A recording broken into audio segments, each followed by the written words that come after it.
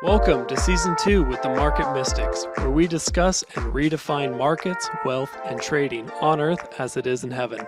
Join us on the journey while we consider new possibilities with special guests who might just challenge a few perspectives. Get ready to dive in deep with your hosts, Joshua and Kim. Hey, everybody. Welcome back to the Market Mystics. We just had this conversation. We're going to do this episode. We have no notes. We just said, we're just going to go for it. Yes, let's do it. Let's just click record. Let's go. We have a general idea of what we want to talk about, but very minimal. This is good, though, because number one, I like to use notes as a crutch. Fun fact about Kim. Number two, when we were pressing in, so we were seeking the Lord before we recorded, and he was highlighting freedom. And so this kind of goes right along with that. So even though it wasn't planned and still isn't planned, it's good. Yeah, it's great. I love the episodes where it's like that. I love life when it's like that. Like, you have freedom, just go for it. Do what you want to do. So yeah, it'll be good one way or another. Maybe some people get some nuggets out of this. Maybe some people won't. It's fine. We'll see how it goes. That's true. So in general, the topic we wanted to talk about was the cool planetary alignment that's been going on lately with Jupiter and Venus. If you have paid attention at all in the night sky over the past few weeks, you have probably seen these two very bright lights slowly getting closer and closer and closer and closer. And last night was the closest that they will be. And then they will start to head on their journey away from each other. But we've talked a lot about over the past couple months, like I remember an episode called Shift Happens, and just different things we've talked about where we're like, there's something coming, something's changing, something's going on. What is this? Like, trying to figure out what's going on. How does it apply to us? And so we were just talking like, hey, like, it's cool that the planets are also in a season of shifting, changing, doing something somewhat unusual. I mean, it's not totally uncommon for these planets to line up, but it is like every 10 plus years that they do it. And so I think there's something significant about that. We were kind of like talking a little bit before, and I was like, I know there's Bible verses about this, but I can't remember what they were. And so I found it. It's in Genesis, and it says, let there be lights in the sky to separate the day from the night, and let them serve as signs to mark sacred times and days and years, and let the lights in the sky to give light to the earth. And then there's somewhere else in Luke, and it says, and there shall be signs in the sun and in the moon and in the stars. And then again in Psalms, he appointed the moon for seasons. And so, I think it's important to pay attention to creation that Yahweh made for a specific purpose. I don't know that the stars and the planets are just there to look cool. For up until modern history, I don't know exactly when, maybe the scientific revolution, the stars were used and the moon and the sun to keep time. And so I think there is a significance in them. Mm-hmm. And I think that it's important to pay attention to when somewhat unusual things happen. Yep. I think not even only just keeping time, but they were also used for direction. Right? Yeah. Sailors used the stars to know where to go. The Magi used the stars to find where Yeshua was going to be born. Exactly. So before everybody wants to get huffy, because I just know it's about to happen, before you get huffy, check your religion and go ask the Father, does he or does he not use the stars and the moon to help direct us sometimes. I'm not saying follow them as your God. Yes. But does he not use his creation to direct his children in which way to go? I absolutely know he does. Right. Yeah. I think it's really cool. We've talked a lot about this, but just there are twisted counterfeit versions of everything, most everything that exists. And so can you get in weird places with astrology? Sure. But also, did God create it for a specific purpose to tell you things? Absolutely. And so there is kind of this like seeking the truth type of thing. And that's what we're all about. Like, we are about finding the mysteries. How do we apply them to our lives? What makes sense in it? And so I think it's fun to pay attention to what's going on in the sky, what's going on in my life. Is there correlation between that and what am I supposed to do with it? To me, this is just a really good reminder because I didn't know anything about this. I'll just be honest. It's a really Except you good, noticed it. right? I noticed it, but it's a really good reminder to not always just take everything at face value and to actually, like, if something looks different or catches your attention, to maybe seek the Father about what is this? What does this mean? Because last night I was driving home from a pet store and I saw this in the sky and they were really bright. They were really bright and really close to one another and not moving. And I was fairly close to the airport. So I'm used to seeing like lights like that in the sky, except they didn't move. And I'm like, what the heck is that? And then I went home. My dad was watching Ancient Aliens.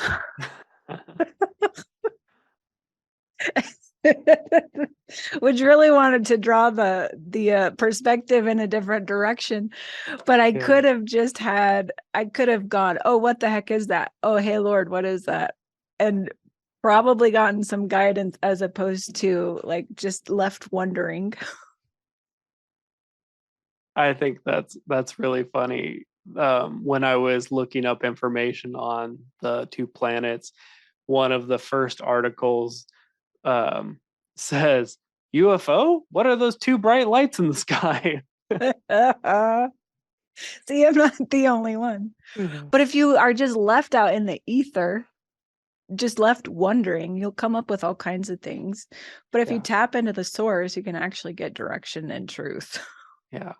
And I think that's kind of at the root of what, our heart was for today's topic, was to say, hey, there's these markers that Yahweh created to help you figure out whether it's when to plant your crops, when it's time to harvest, when it's time to celebrate different feasts, when it's time to mark time. Like, there is reason for these creations.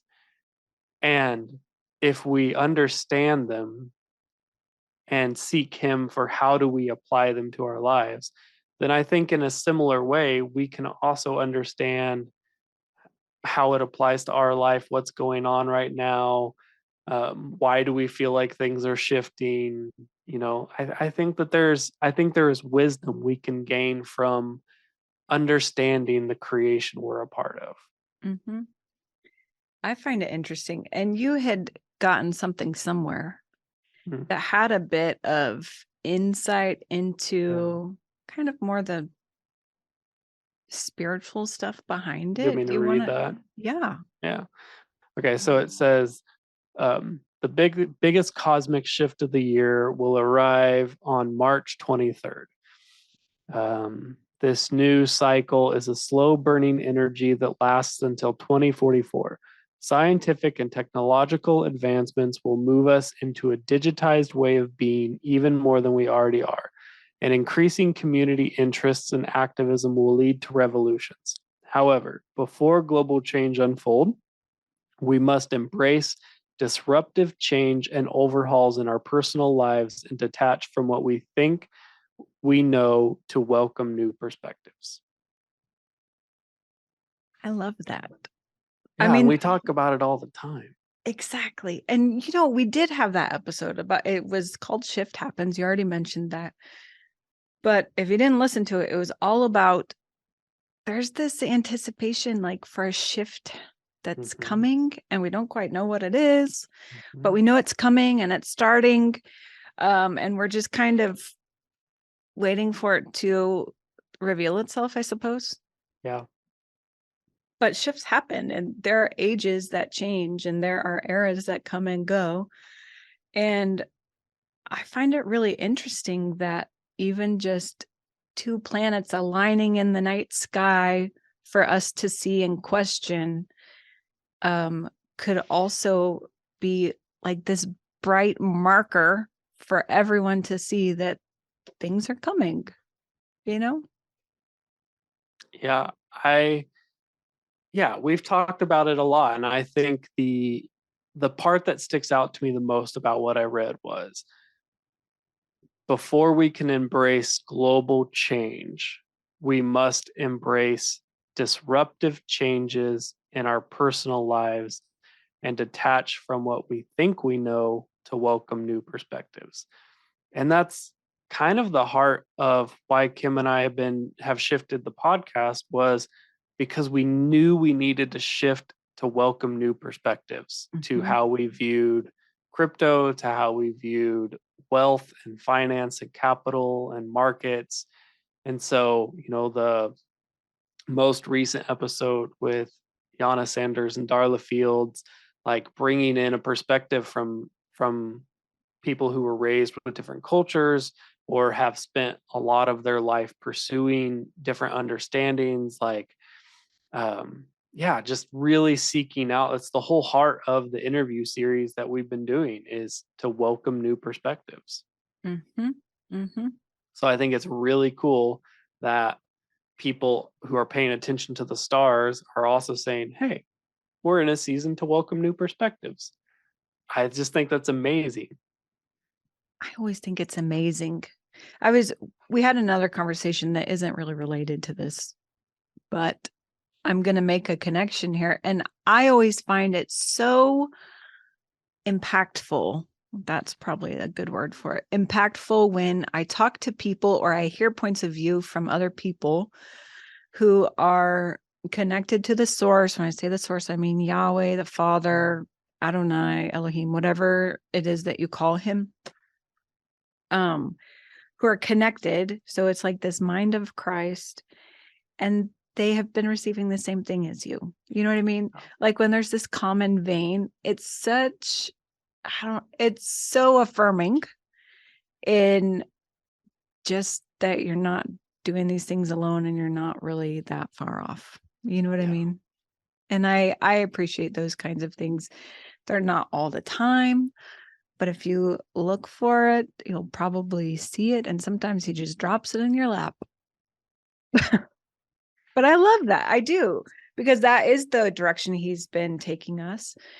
And it's not because we're listening to this voice, this human voice or that human voice, or this mentor or that teacher. It's because these are the things that the Lord's been leading us in. And so we're people who tend to be, obedient. Yeah. Like if he tells us to do something, we'll do it. And then to see it coming from other directions as well. It's like a sweet little kiss from him. Yes, I agree. I love that. Yeah. Cool. Well, I think we're going to wrap up for today. Thank you for joining us on this little episode about what's going on in the stars, what's going on in our lives. And I would just encourage you to seek the source for your answers of how that applies to you. Indeed. Good stuff. We'll see you next Monday. Thank you for sticking around. Listen for new episodes every Monday and Thursday. Find us on all social media platforms by searching for Market Mystics. Don't forget to follow and subscribe. Visit upperroomcd.com, where you can find more information about the hosts, projects, and guests. Go deeper by booking a coaching appointment focused on redefining identity and wealth in your life. See you next time.